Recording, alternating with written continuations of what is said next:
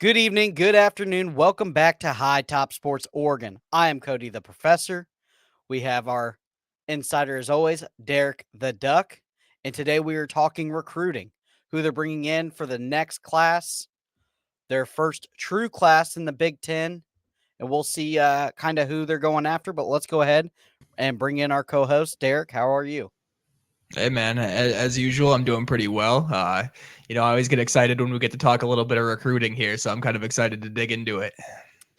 Yeah. And so got a couple guys. One name that I know, DJ. It seems like he's got frequent flyer miles. I mean, he's going to be all over the place.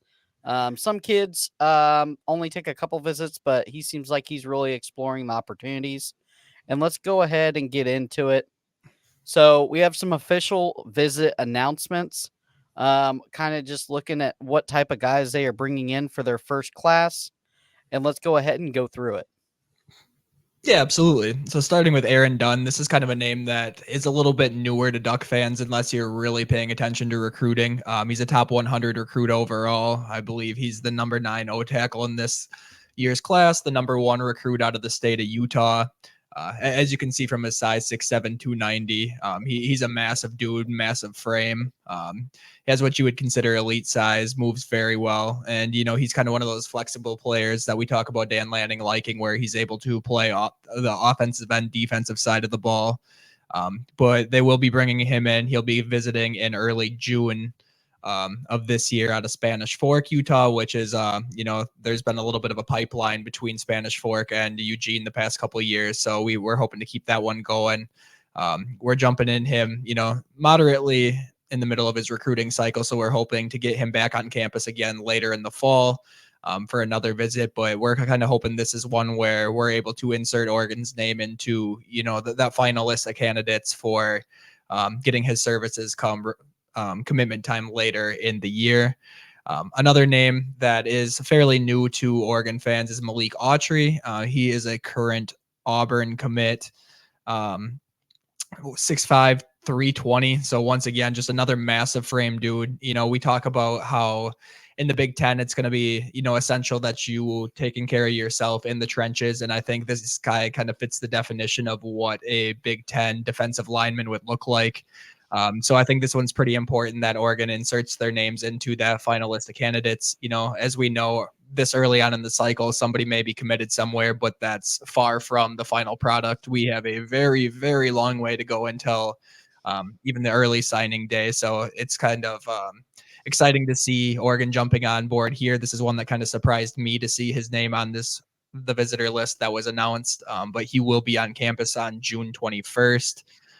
And at this point, I mean, it seems to be it's an LSU, Oklahoma, Auburn is kind of considered his top 3 at this point. But like I said, we're pretty early on in this cycle. So we're hoping to, mix that one up. And if we know anything about Dan Lanning, he's a closer. So, just to get him on campus is pretty important here. And then finally, a name that some people are a little more familiar with is Trajan Odom out of North Carolina. He is only a 3-star, ranked 292 in the country. This is one where we talked about on stream a couple weeks ago when he was ranked in the 300s yet, where, he might not have the stars and the national recruiting, spotlight on him per se, but he's someone who has been really highlighted over the last couple of weeks in terms of, the focal point of Oregon recruiting. That's someone I know that Tosh and Dan Lanning are prioritizing in order to get him, on campus. Obviously, we were able to do so. He'll be in for an entire weekend visit on June 14th through the 16th. So, that's pretty exciting stuff. And, like I said, he's kind of a 3-star. So a lot of people are going to look at that and kind of scoff at it a little bit. But at the same time, USC, Ohio State, and LSU are the ones who have come on really late in his recruiting as well.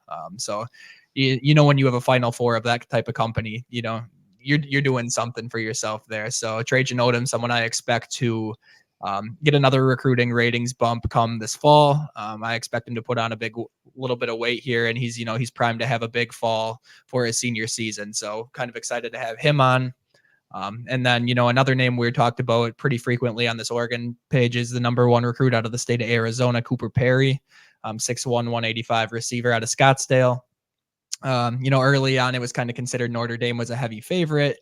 Then all of a sudden, we saw a crystal ball toward Oregon, and then all has gone quiet in front of his recruiting as of recently, but he did announce that he's going to be on campus June 7th through the 8th. So it's nice to know that we're still actively hunting Cooper Perry. He's not a guy who is necessarily an all-world burner, not going to beat you with all-world speed, but in the intermediate passing game is somewhere he excels. The yards after catch, his sophomore season, 1,100 yards, 20 touchdowns in just 13 games. So that kind of tells you the capability he has there.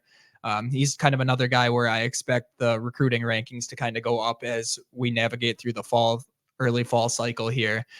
But he will be back on campus June 7th through the 8th. And then finally, a guy that you kind of alluded to early on, we talked about how he's been all over the country, it seems like, visiting every school that you can possibly think of. DJ Pickett, number 7 nationally, number 3 cornerback, and number 1 recruit out of the state of Florida. He kind of plays, they have him touted as a safety, although I believe he's being classified as an athlete in this year's class. But yeah, DJ is someone who's been on campus, I believe, 2 times already to this point, and he will be back on the weekend of June 21st through the 23rd. So that's really nice to have him back there. But, he's someone who he has that heavy hitting capability in the secondary, someone who kind of fits that more prototypical mold of a safety in the Big Ten. So we're really excited to, continue to pursue him in terms of what we're kind of looking for in this year's cycle. So these are just a few of the names. I know we talked about some of the other guys who we have coming on campus here shortly, like Fahim Delane. That's another guy who is a top 30 recruit. We've talked about him in a previous cast. He'll be back on campus June 14th through the 16th, currently crystal ball toward Ohio State and considered a heavy Ohio State lean, but the fact that we're still kind of navigating this recruiting process so early on, getting him back on campus here, hopefully to get him back on again in the fall.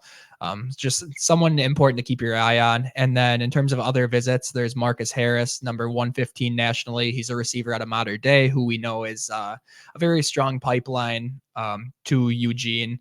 Currently crystal balled toward Texas, but like I've said earlier in the stream here, this is so early on in these cycles where I'm going to take that with a grain of salt. Zaire Addison, number 207 nationally, offensive tackle out of Florida. Once again, considered a heavy Florida State lean at this point, but it's just important to get these guys back on campus. And then kind of rounding it out with Philip Bell. He's 129 nationally out of Mission Viejo, where, historically we've had a pipeline between there and Eugene. It's been a little dry over the last couple of years, but we're kind of hoping to get back into the swing of things there. And then a name that people are obviously familiar with as Oregon fans and kind of really hoping sticks his commitment out as Dallas Wilson, number 22 nationally, number 5 receiver in this year's class out of Tampa, Florida. He is an Oregon commit, someone where, the likes of Florida State, Miami are pursuing him heavily as we speak. So we're kind of hoping to hold on to his commitment right there. And then the most interesting one to this point is a 26 recruit, actually, Chris Henry Jr. out of Mater Dei once again, but he is currently ranked the number 2 national recruit in the 26 class and the number 1 wide receiver overall. Shocking. He's crystal balled to Ohio State. Actually, I believe he's committed to Ohio State at this point. But once again, we are so early on in the cycle, and the fact that Oregon heavily recruits out of Mater Dei, they're going to keep themselves in it. So it's just nice to have him on campus for his unofficial visit. He'll be on in April 20th. So we have a big list here, big list of names with tons and tons of talent. I think, we talk about how in the Big Ten, we're kind of looking to fit a specific mold if you want to compete at that next level. We're seeing it in the trenches, both offensively and defensively. As well as at the skill positions. So it's pretty exciting stuff as to who Dan's bringing in over the next couple months. Yeah, for sure. And I think the biggest thing for me is probably the big defensive lineman, 320. Now it's going to be a hard pull away from Auburn. Hugh Freeze is a pretty good closer also. Pickett, that would be a big pickup for you guys, but I feel like with him, it's you just throw a dart at a dartboard at this point right now, and that's who's getting them. I don't think anybody knows. I don't even know if DJ knows. So it's one of those things, but a lot of time left. A lot of games to still be played, and that does have some effect. Not a whole lot, but some effect with recruiting. Now, Some of these kids might just be holding off to see how Oregon does against the Big Ten. I can see that, and then you guys get a big cluster of recruits mid-season. But the interesting one, I think is like you said, the 2026 kid that's got an Ohio State commit already. I, I'm not trying to throw false allegations out there, but I'm not sure if Ryan Day has a job in 2 years at Ohio State, and if that happens, it's um, where does the coaching staff go and that prolific wide receiver coach, right? It's one of those things. Ryan Day's on a hot seat, as crazy as it sounds. Yeah. If he goes in and loses to Michigan, because you guys play them, or you guys play Ohio State this Mhm. schedule, right? So if he goes and loses to Oregon, and then Michigan, and then somebody else like whoever's on their schedule, Purdue or somebody can go up and sucker punch him. I mean, he's out of a job, I think. Yeah, I mean that's kind of someone we talked about all last fall. Someone who's definitely been on the hot seat back-to-back years, losing to Michigan in convincing fashion. I think this year is especially important. If you take a look at one roster in the Big Ten, and you're gonna try to pick someone out and say this is it for these guys, it's definitely that Ohio State roster. I mean, as an Oregon fan, I look at it and I'm like, they are deep, from top to bottom, Yep. offensively, defensively. There's not really a weakness on that team to this point. So if they're not able to kind of fulfill those goals, especially beating Michigan, obviously we know that's one of the biggest rivalries in college football history. If you're on the wrong side of that too many times in a row, it doesn't really matter what the rest of, what you're doing outside of that. If you're not able to finish in the game there, you're not looking good. So, um, there's just so much left to be played. You know what I mean? Especially when we're talking about a 26 kid. I'm talking about these 25 kids, and there's so much time left in the recruiting. And then we're talking about 26. Like, there's so much that's going to change before he even gets close to putting his name down on the paper. Yeah, for sure. And that's another thing too, is like it's there's a lot of time left for 25, and definitely a lot of time left for 26. I think that I think that Ohio State's very deep. I think they're very good. I think that it will be an absolute collapse if they cannot beat Michigan this year with the new coaching regime. They lost a bunch of guys. They lost their star running back, their quarterback, a couple guys in the draft. So it's one of those things where it's like you can't get done this year. I mean I don't know if he walks away with the job. Yeah, and I mean the schedule, they got a decently tough schedule comparatively speaking. The Big Ten is not an easy conference, regardless of how you look at it, who's on your schedule. But at the same time, like they do have a very winnable schedule this year. Obviously Oregon and Michigan being two of the most important ones there. So yeah, if he's not able to come out on top and get a berth in that conference championship game.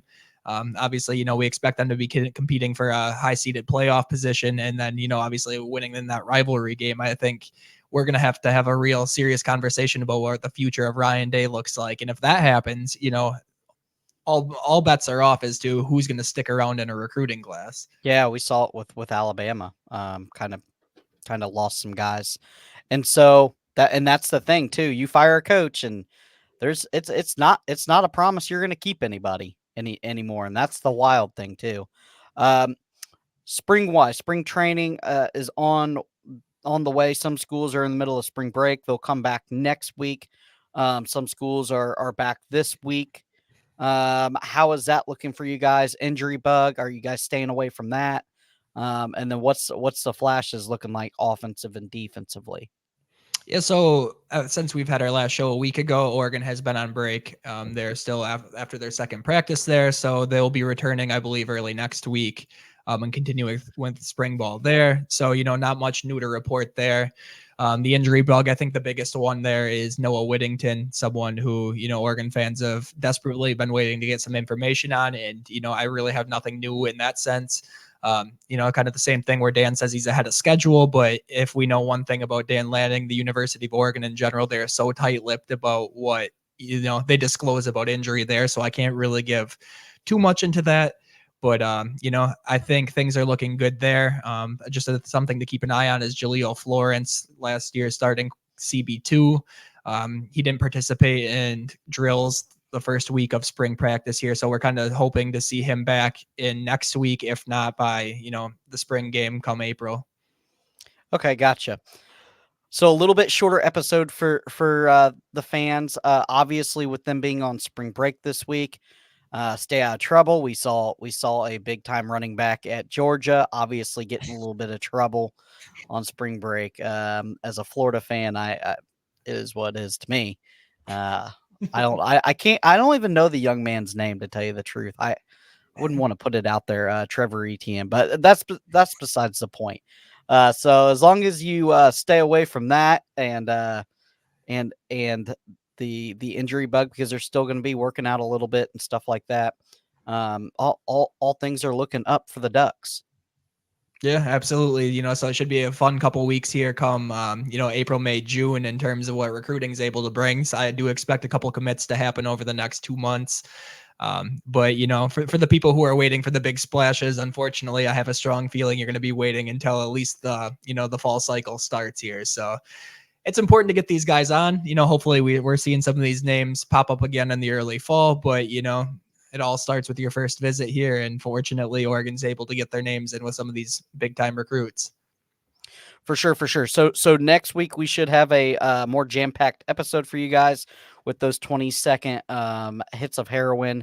The practice clips, they come out next week. So it should be pretty good.